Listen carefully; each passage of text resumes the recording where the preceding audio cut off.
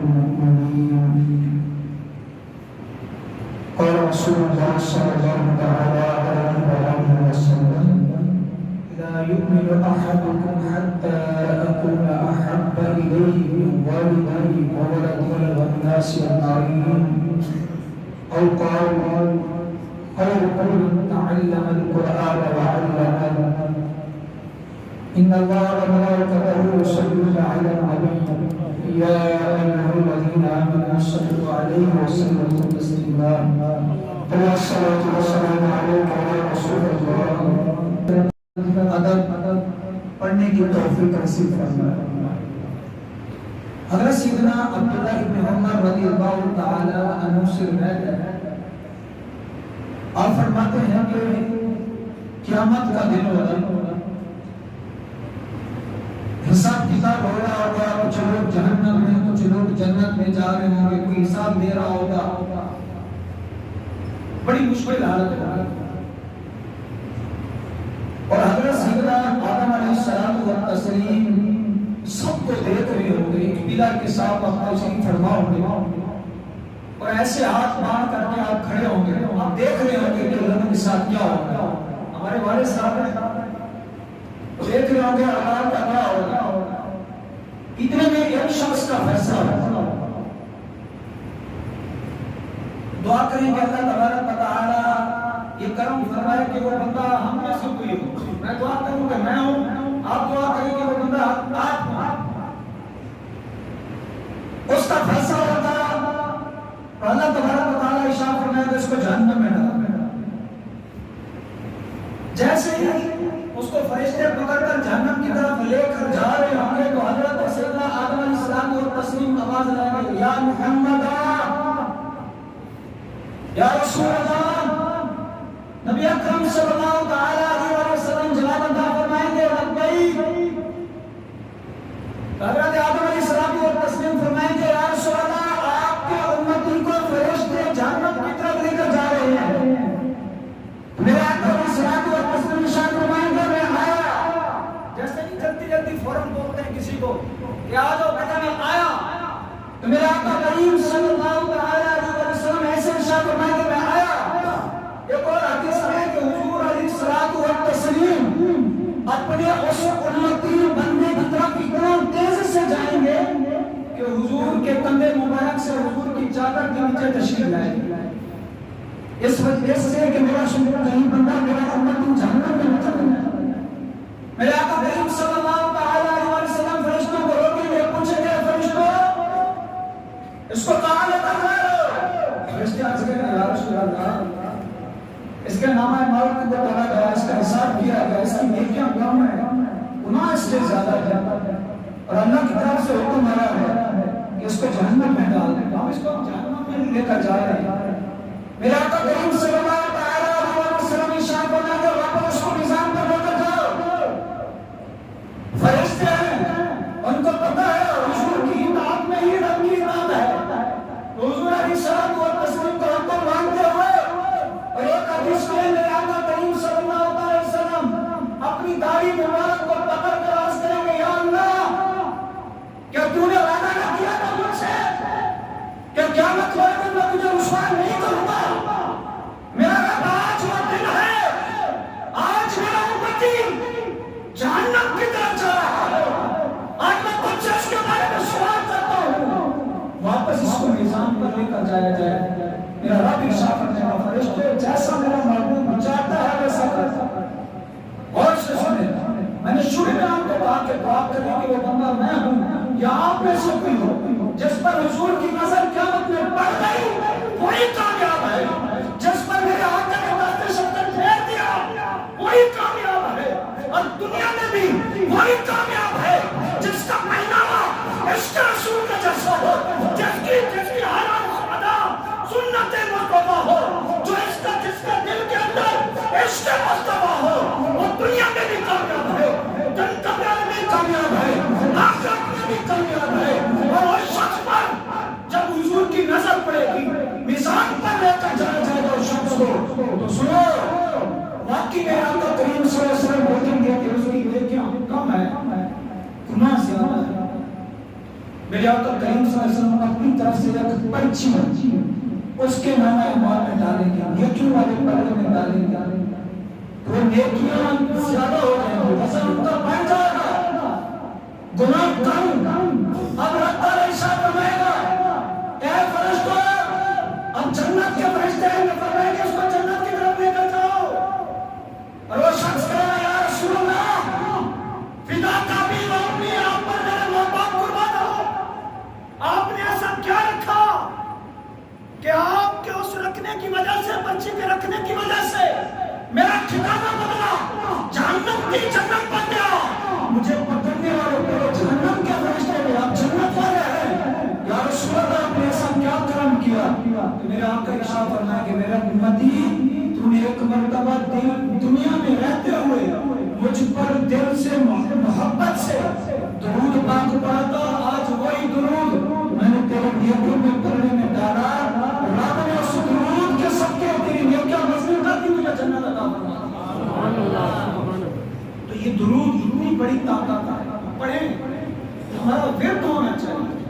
حضور علیہ السلام وسلم کے حدیث میں ہے، صحابہ اکرام نے عرض کیا یا رسول اللہ جب ہمارا دل گندا ہو جائے، یہ سبب تو ہمیں تھا، وہ تو محفوظ ہیں گناہوں سے، صحابہ اکرام حضور کا دیدار کرتے تھے، رب کی اطاعت کرتے تھے، وہ تو محفوظ تھے، وہ تو پاک لوگ تھے، لیکن ہمیں نہیں ہے۔ صحابہ اکرام نے کام کچھ پوچھا، صحابہ اکرام نے کہا یا رسول اللہ دل گندے ہو جائے، کوئی اچھی بات کو قبول ہی نہ کرے، دل بالکل کالا ہو جائے، اس کو پاک کرنے کے لیے، صاف کرنے کے لیے کیا کیا جائے؟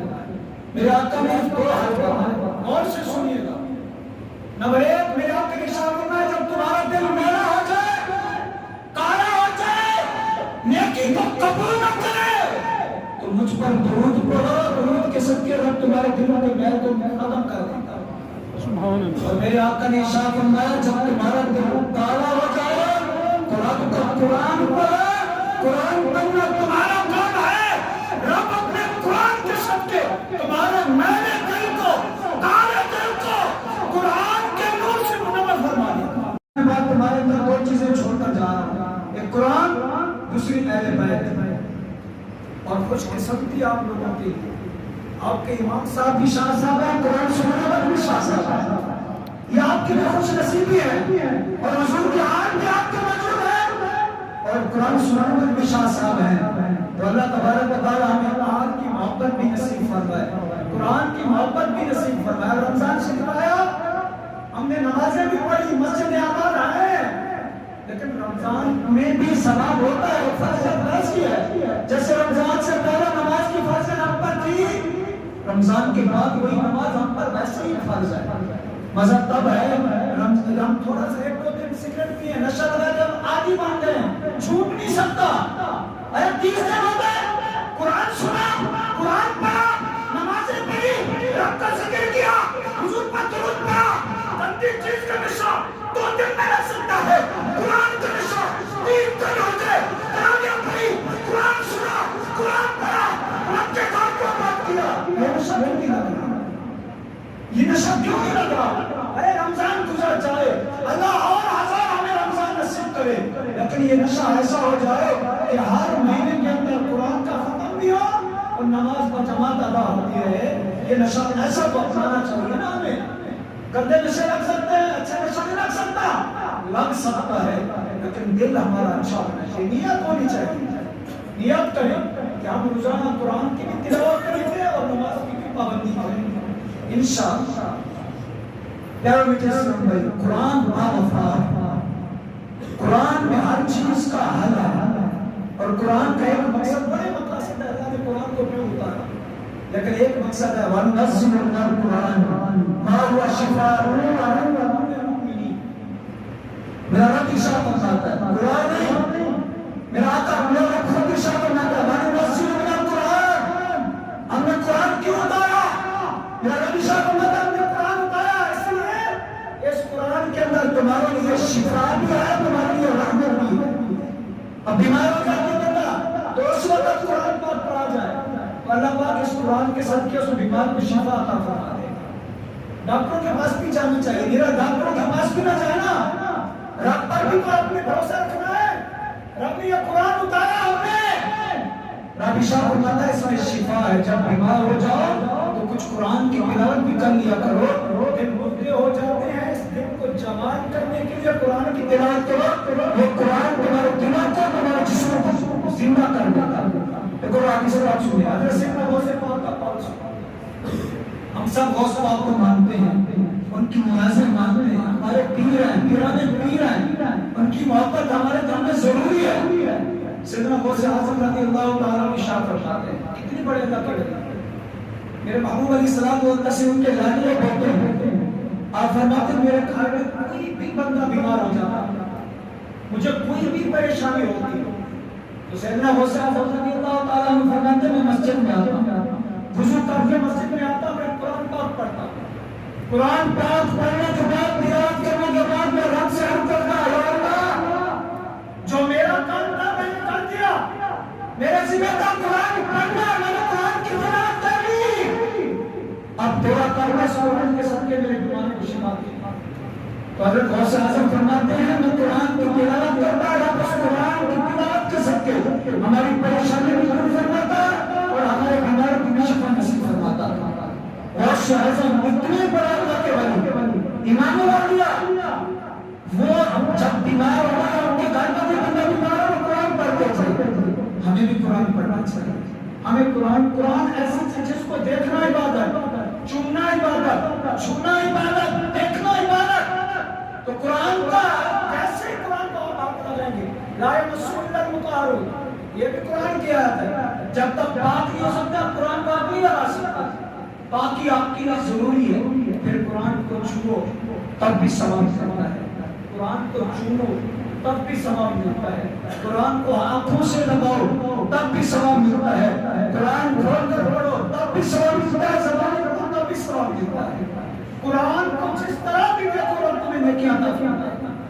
پیارے میٹھے اسلام بھائیو، صرف قرآن کو رمضان تک محدود نہ رکھیں، گھروں کی الماروں کی زینت نہ بنائیں، صبح اٹھیں نماز پڑھیں اس کے بعد قرآن کی تلاوت کریں، قرآن پڑھیں گے تو دن اچھا گزرے گا۔ ایک حدیث پاک سنیے، میرے آقا کریم صلی اللہ علیہ وسلم نے فرمایا جب قرآن پڑھنے والا مر جاتا ہے، قرآن پڑھنے والا فوت ہو جاتا ہے، ہم نے بھی مرنا ہے لیکن پتہ نہیں قبر میں کیا کرنا ہے، کوئی پتہ نہیں۔ قبر تو بہت سخت ہے، قبر بہت سخت ہے، قبر تو میرے آقا نے ارشاد فرمایا جہنم کے گھروں میں سے گھڑا بھی ہے، یہ بچھو کا گھر بھی ہے، سانپوں کا گھر بھی ہے، اور سانپ قبر کے اندر ایسا سانپ بھی باندھ کر ڈالا جاتا ہے کسی گناہگار کی قبر میں کہ اگر زمین میں ایک مرتبہ دست تو زمین ریزہ ریزہ ہو جائے، ایسا گھنٹہ زہریلا سانپ قبر کے اندر ڈالا جاتا ہے۔ لیکن پتہ نہیں ہماری قبر کیا ہوگی۔ لیکن سنو کچھ لوگ ایسے بھی ہیں مرتے ہیں ان کی قبروں کو میرا رب خود ارشاد فرماتا ہے قبر خبردار اس کے جسم کو کچھ نہیں کہنا، وہ قبر عرض کر دیا یا اللہ اب سے پہلے جو بھی آ رہا تھا کسی کے بارے میں تو نے ارشاد نہیں فرمایا، میرا رب ارشاد فرماتا ہے یہ میرے قرآن سے وفا کرنے والا تھا، قرآن پڑھنے والا تھا، قرآن کی تلاوت کرنے والا تھا، اس نے میرے قرآن سے وفا کی، قرآن پڑھا، اب یہ تیرے اندر آ رہا خبردار اس کے جسم کو میلا کیا تو وہ قبر عرض کر کے میرے مولا جسم کے دور میں اس کے کفن کو بھی میلا نہیں کرا۔ قرآن سے وفا کر، قرآن پڑھیں، یہ قرآن دلوں کی محل کو بھی ختم کر دیتا ہے، دنیاوی اسباب بھی ہمارے اچھے ہو جاتے ہیں۔ ہم پریشان ہیں نا، جب رب نے فرما دیا قرآن پڑھیں، قرآن ایسی اللہ تبارک و تعالیٰ کی لٹکتی ہوئی رسی ہے، اس کے بارے میں فرماتے ہیں کہ قرآن وہ رسی ہے جو زمین پر لٹک رہی ہے، اگر کوئی اس کو پکڑ لے قرآن پڑھ لے تو اس کا دوسرا حصہ رب کے ہاتھ میں ہے جو اس کی شان ہے، تو ڈائریکٹ اس پر رب کی رحمتیں نازل ہوتی ہیں۔ اور ایک شخص تھا، بوڑھے بھی ہو گئے نا ان میں سے، کوئی یہ ہے کہ جناب ہمیں قرآن نہیں پڑھنا آتا، سنو ایک شخص کا اس کو دفنا گیا، جیسے قبر کھولی نوری نور، اس کے گھر والوں سے پوچھا بتاؤ تمہارا بندہ کیا کرتا تھا کہ ہم نے قبر اس کی کھولی مٹی نکالنے کی کوشش کی تو نور ہی نور تھا، تو اس کی گھر والی نے کہا بالکل جاہل تھا، کچھ بھی نہیں آتا تھا، جب صبح نماز مسجد میں جاتا تھا واپس گھر آ کر قرآن اٹھاتا روتا رہتا تھا اور قرآن کی ایک لائن پر ہاتھ رکھ کے عرض کرتا میرے مولا میں نہیں جانتا اس پر کیا لکھا ہوا ہے، میں اتنا جانتا ہوں جو لکھا ہے تو نے حق لکھا ہے، تو نے سچ لکھا ہے۔ اس کی بیوی نے کہا مجھے نہیں پتا، میرا شوہر بھی اور ادا کرتا تھا، میرا یقین